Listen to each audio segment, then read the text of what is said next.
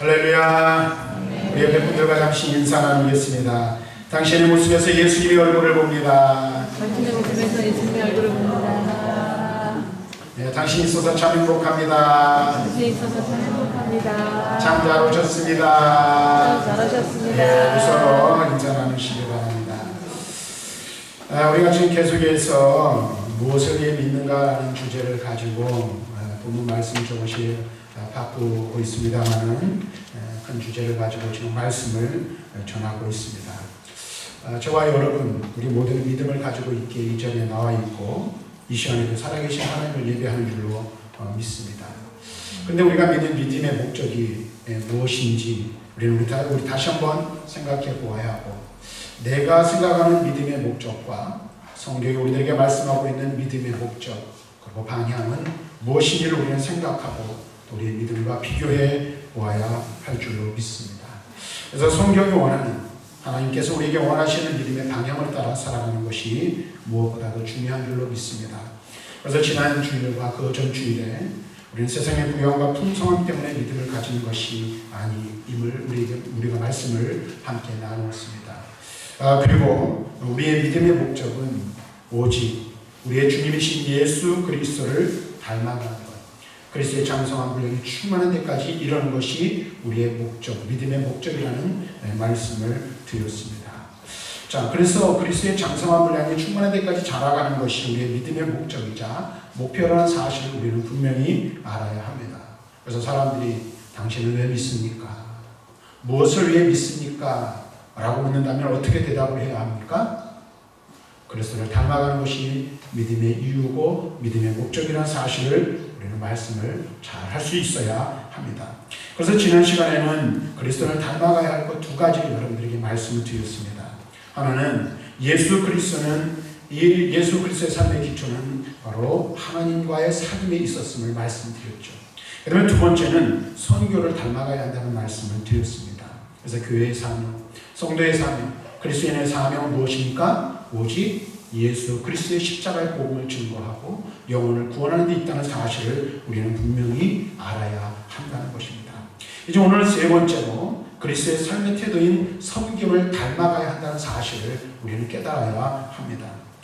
예수 그리스도께서는 당신의 모든 사역을 감당하신 데 있어서 그 사역을 감당함에 있어 종의 자세로 자신의 사역을 수행하셨음을 우리는 알 수가 있습니다. 그래서 철저히 자기를 비워 온유와 겸손함으로 섬기는 일을 통해서 그 사역을 감당해 나가셨다는 것입니다.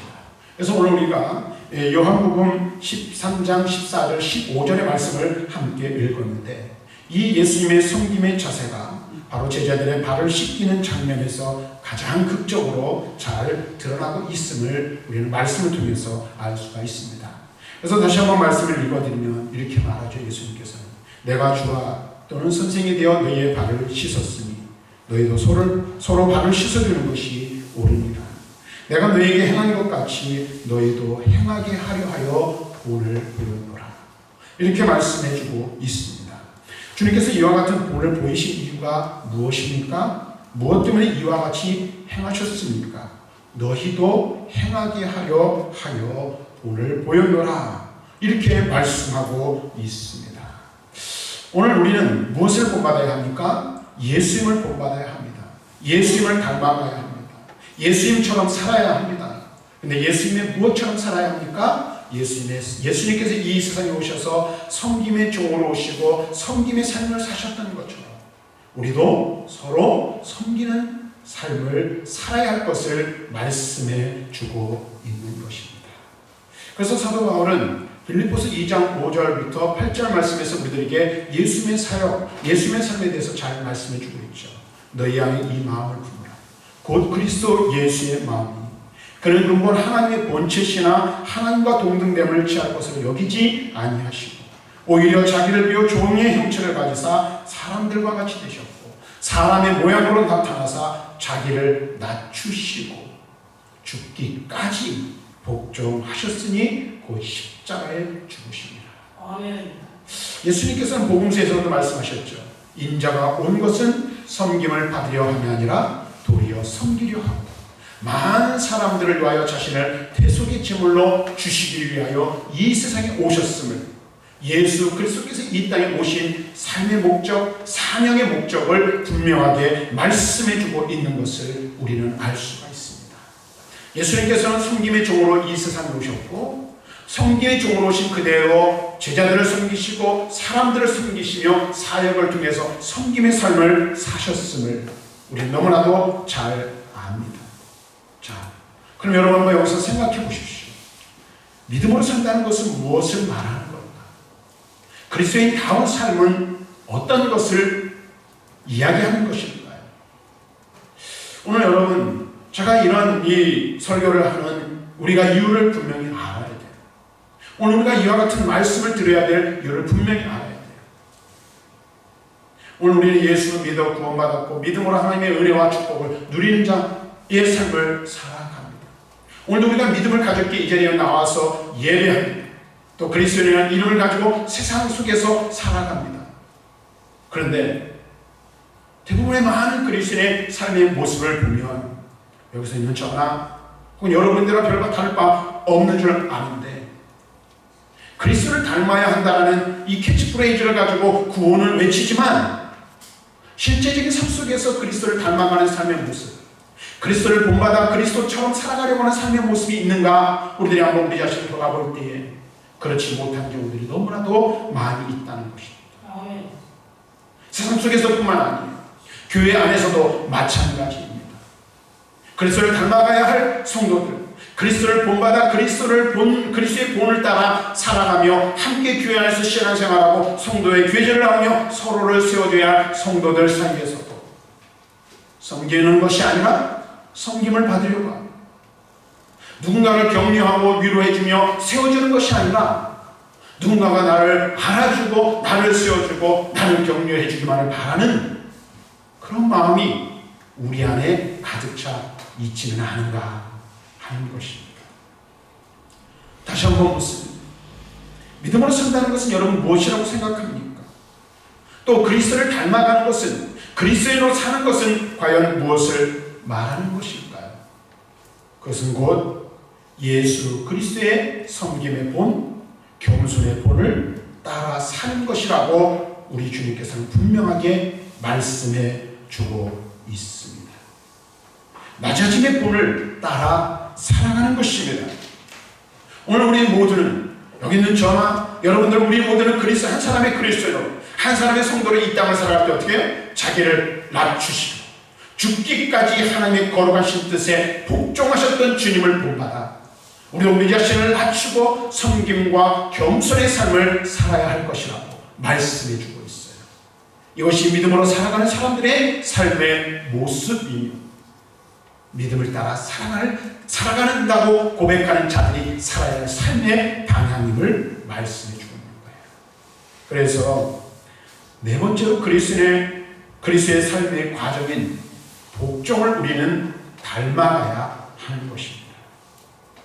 종의 마음으로 구원을 이루어가는 그리스도의 사역은 자신의 뜻이 아니라 철저히 하나님 아버지의 뜻에 복종하는 것이었다는 사실을 우리는 알 수가 있습니다. 그래서 우리가 조금 전에 읽었던 빌립보서 2장 5절부터 8절의 말씀을 보면 이 복종의 절정이 어디에서 이루어지고 있어요? 클라이막스가 바로 십자가에서 죽으시는 것으로 나타나고 있는 것을 볼 수가 있어요. 예수 그리스도는 인류 구원을 위해 대속의 제물로 십자가에 죽기까지 복종하셨어요. 죽기까지. 오늘 우리가 마음에 새겨야 할 줄로 압니다. 그래서 누가복음 22장 42절 말씀 보면 이렇게 말씀하십니다. 이르시되 아버지여, 만일 아버지의 뜻이거든 이 잔을 내게서 옮기시옵소서. 그러나 나의 원대로 마옵시고 아버지의 뜻대로, 아버지의 원대로 되기를 원합니다. 이렇게 말씀하고 있어요. 앞에서 살펴본 빌립보서 2장에서 무엇을 말합니까? 바로 그 구체적인 내용을 말씀해 주고 있는데, 참된 순종, 참된 복종은 내 뜻대로가 아니라 아버지의 뜻대로의 순종이요 복종인 줄로 믿습니다. 여러분 이 사실을 믿으십니까? 오늘 여러분이 이것을 우리가 다시 한번 확인하고 점검해 볼 필요가 있습니다. 왜 그럴까요? 오늘날 대부분의 그리스도인들은 자신이 원하고 바라는 것들에 하나님께서 복종하고 하나님께서 굴복하고 하나님께서 두 손 드시기를 원하는 경우가 너무나도 많이 있다. 오늘 여러분은 어떻습니까? 우리는 어떻습니까? 그래서 우리의 기도라는 것이, 제가 다시 한번 말씀드리면, 기도는 뭐예요? 우리의 소원을 아뢰는 부분들이 있긴 해요. 그것을 부정하는 건 아니에요. 그러나 기도는 믿음으로 하나님 앞에 간구하며 기도하며 나아가는 자들은 하나님께서 내가 드리는 그 기도에 무엇을 말씀하시든 그 뜻에 순종하겠습니다라는 고백이 담겨져 있어야 진정한 기도가 된다는 거예요. 근데 우리는 뭐예요? 기도를 관철시키는 도구, 내 뜻을 이루려고 하는 도구, 그렇죠? 내가 원하는 것을 쟁취하고 성취하고자 하는 도구, 이런 도구로 낮춰버리고 말았다는 거예요. 그런 요소가 없다는 게 아니에요. 하나님께서 기도하면 우리 기도를 들으시고 응답하시겠다고 말씀하셨어요. 우리가 구하는 것을 들어주시겠다고 말씀하셨어요. 그러나 예수님의 기도의 원형의 모습을 보면 뭐예요? 기도는 내 뜻을 하나님 앞에 아뢰는 것이긴 하나 내 뜻대로 이루어지기만을 바라는 것이 아니라 그 일들에 대하여 하나님이 무엇을 말씀하시든 그대로 복종하겠습니다가, 순종하겠습니다가 담겨져 있어야 진정한 믿음의 기도가 된다는 사실을 잊지 말아야 한다는 것입니다. 근데 우리는 어때요? 너무나도 많은 경우에 내 뜻대로 되지 않으면 때를 써서라도 하나님께서 이루어 주시기를 원하고 바라는 그런 모습이 있음을 보게 됩니다. 이것은 올바른 믿음의 모습이 아님을 우리는 분명히 알아야 하는 거예요. 예수님께서도 좀 전에 읽어드린 누가복음에서 그와 같은 기도를 들으셨지만, 다니엘서 3장 16절부터 18절 말씀에 보면 이런 말씀이 있어요. 사드락과 메삭과 아벳느고가 대답하여 이르시되, 느부갓네살이 우리가 이 일에 대하여 왕에게 대답할 필요가 없나이다. 왕이 우리가 섬기는 하나님이 계시다면, 만일 왕이 우리가 섬기는 하나님이 계시다면 우리를 맹렬히 타는 풀무불 가운데서 능히 건져내시겠고 왕의 손에서도 건져내시리이다. 그렇게 하지 아니하실지라도 왕이요, 우리가 왕의 신들을 섬기지도 아니하고 왕의 세우신 금신상에게 절하지도 아니할 줄을 아옵소서. 이게 누구의 말이에요? 사드락, 메삭, 아벳느고, 다니엘의 세 친구가 왕이 세운 금신상 앞에 절하지 아니하였어요. 풀무불에 던져질 위기가 위기에 놓였어요. 그런데 그들은 뭘 합니까? 불에 던져질지라도 하나님이 우리를 구원하실 것이다. 그러나 만일 그렇게 하지 아니하실지라도 우리는 이 믿음을 저버리지 않을 것입니다 라고 고백합니다.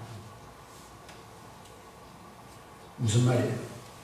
하나님이 반드시 구원해주고 우리는 믿음을 지키겠다는 이야기도 되지만, 하나님이 어떻게 하시든, 하나님 자신들을 어떠한 상황에 몰아넣으시든 하나님의 뜻대로 되기를 원하는 이들의 믿음의 모습을 볼 수가 있습니다.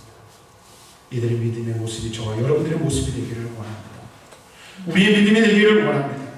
우리의 원하는 뜻대로 되지 않아도 믿음을 지키며 하나님 아버지께 영광을 돌리고 아버지 하나님의 말씀에 순종하고 복종할 수 있는 믿음이 저와 여러분들에게 있기를 주님의 이름으로 간절히 축원합니다. 내 뜻대로가 아니에요. 아버지의 뜻대로 돼. 교회일도 마찬가지예요.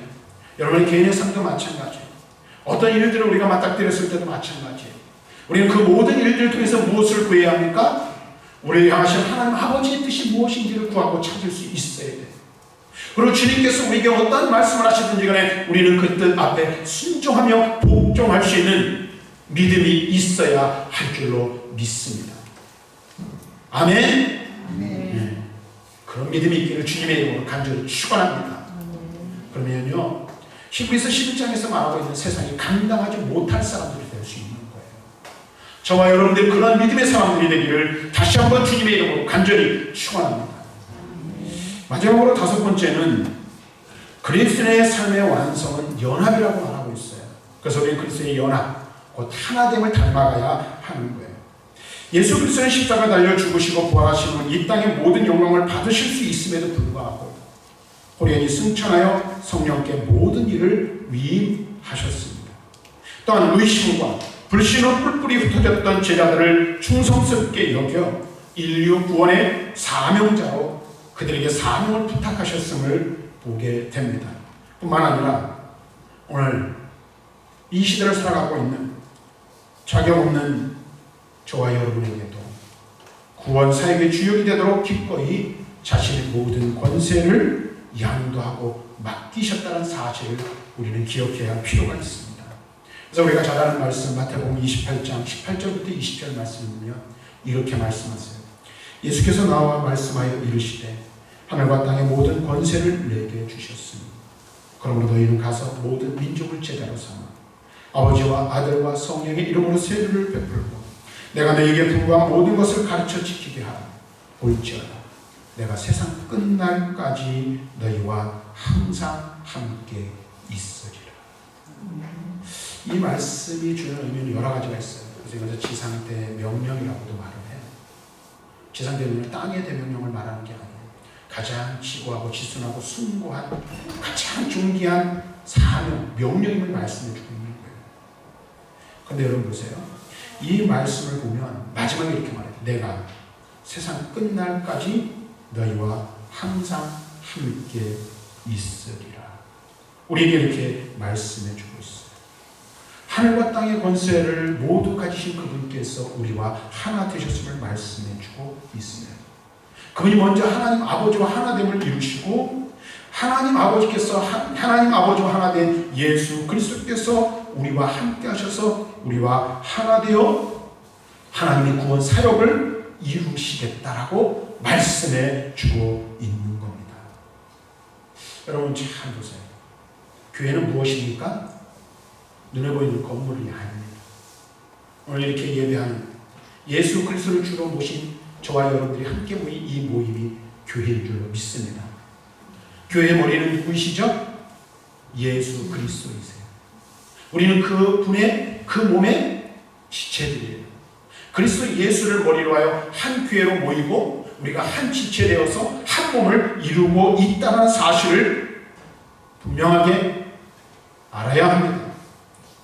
우리는 교회의 지체로 부르셨어요. 그리스도의 한 몸의 지체로 부르셨어요. 그러므로 성도의 삶은 독주하는 게 아니에요. 함께 합주하는 교회가 되어야 합니다. 오늘 우리 성가대가 찬양을 했는데 찬양을 잘 하셨어요. 저도 옛날에 전도사 때 성가대 지휘를 개월 했거든요. 근데 제가 성가대 지휘를 할 때 아무것도 할 줄 모를 때 이렇게 그냥 하나, 둘, 셋 이럴 줄만 알았는데 지휘를 맡겨가지고 전도사 때 지휘를 하는데 성가대 세미나를 하는데 그래요. 합창 연주회도 하고 그런데 합창이라는 게 뭡니까? 어느 한 사람 물론 이 독창도 있습니다만 솔로도 있습니다만은 여러 사람이 있지만 합창은 한 목소리를 내는 거예요. 가지고 개성 있는 목소리도 중요하지만은 같은 목소리를 내고 같은 음정을 음색을 내는 것이 합창에서 굉장히 중요한 거예요. 10사람이 부르고 20사람이 부르지만 한 사람이 부르는 것처럼 해야 잘 노래하는 거예요. 근데 교회는 마찬가지예요. 다양한 사람들이 모였어요. 이름도 다르고 성도 다르고 태어난 것도 다르고 사는 것도 다르고 사는 형편도 달라요. 근데 우리는 뭐예요? 그리스도 안에서 하나라는 사실을 잊지 말아야 돼요. 어느 한 사람이 특별하게 앞서가거나 뛰어난 것도 중요하지만 모두가 함께 가는 것, 같이 가는 것이 무엇보다도 중요하다는 사실을. 교회 안에서 그래서 잘난 사람들도 물론 있죠. 그러나 잘난 사람만 앞서 올라가고 높이 올라가는 것이 아니라 함께 올라가고 함께 성장해 가는 것이 무엇보다도 중요하다는 사실을 우리는 알아야 한다는 것입니다. 그래서 우리는 온전히 하나 되겠다. 하나님의 정말 구원 노래를 세상에 울려 퍼지게 할 사명이 우리에게 있기에 우리는 어떻게 해요? 함께 노래하며 함께 찬양하며 함께 하나님을 섬기며 나아가야 할 형제와 자매 한 몸의 지체라는 사실을 잊지 말아야 한다는 것입니다. 요한복음 17장 21절 말씀 보니까 이렇게 말해요. 아버지께서 내 안에 내가 아버지 안에 있는 것 같이 그들도 다 하나가 되어 우리 안에 있게 하소서. 세상으로 아버지께서 나를 보내신 것을 믿게 하옵소서. 아멘. 우리가 예수 그리스도를 믿어 하나 되어 그리스도가 하나 되고 하나님과 하나 되고 성도가 하나 되는 것이 뭐예요? 믿음의 목표요, 믿음의 목적이라는 사실을 분명히 알아야 하는 것입니다. 사랑하는 성도 여러분, 그리스도의 모범을 따르고 있습니까? 하나님과의 사귐의 삶을 기초로 하고 있으니까, 선교를 삶의 과업으로 삼고 있습니까? 섬김의 태도로 살아가고 있습니다. 자기 복종으로 자기 십자가를 지고 있습니까? 하나님의 권위 완성되도록 믿음의 공동체 안에서 연합하고 있는지 우리는 우리 자신을 살펴보아야 할 것입니다. 말씀을 정리하겠습니다. 믿는다는 것, 믿음을 가지고 살아간다는 것이 무엇이라고 지금까지 생각하셨습니까? 단순하게 구원받고 복받는 그를 위해서 우리는 믿는 것이 아니라는 사실을 알아요. 이미 믿어 구원함을 받았다면 우리는 믿음을 가진 자는 어떻게 합니까? 그리스도를 본받아야 합니다. 그리스도를 닮아가야 합니다. 그러기 위해서 우리는 어떻게 그리스도 예수께서 낮아지신 것처럼 종의 마음을 가져야 합니다. 섬김의 사람이 되어야 합니다. 만일 우리 가운데 종의 마음 없이 종의 마음이 없다면 이 종의 마음 없이는 구원도 기도도 성령도 복종과 모두 포장지에 불과하다는 사실을 분명하게 깨달아야 합니다. 하나님 앞에서 종의 마음을 가지고 살아가야 성령의 인도하심을 받으며 하나님의 뜻에 순복할 수 있습니다. 종의 마음이 있어야 사람을 섬기고 구원할 수 있습니다. 그래서 우리는 늘 이렇게 간구해야 합니다. 주여, 저에게 기꺼이 봉사하며 섬길 수 있는 종의 마음을 허락하옵소서. 섬김의 마음을 달라고 기도해야 합니다. 교회 생활을 하면서 이 종의 마음이 있으면 서운한 일도, 속상한 일도, 섭섭한 일도 없을 것입니다. 오히려 종의 마음을 가지면 조금만 대접받아도 과분한 마음이 들고, 조금만 인정받아도 부끄러운 마음이 들고, 멸시와 천대를 받으면 당연한 것이 되고, 그렇지 않으면 그렇게 되면 은혜와 영광의 자리에 이르게 되는 것입니다. 이 종의 마음이 있는 곳에 무엇으로도 흔들 수 없는 평화와 놀라운 자유, 그리고 행복과 구원이 이어진다는 사실을 우리는 분명히 알아야 돼요. 하나만 더 말씀드리고 말씀 마칠게요.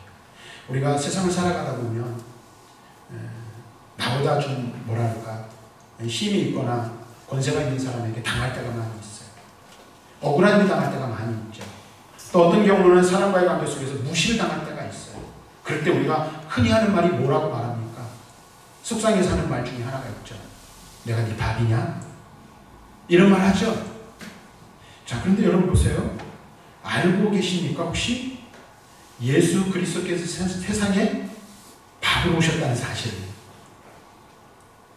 알고 계십니까? 예, 잘 들으세요. 예수님은 세상에 밥을 오셨어요.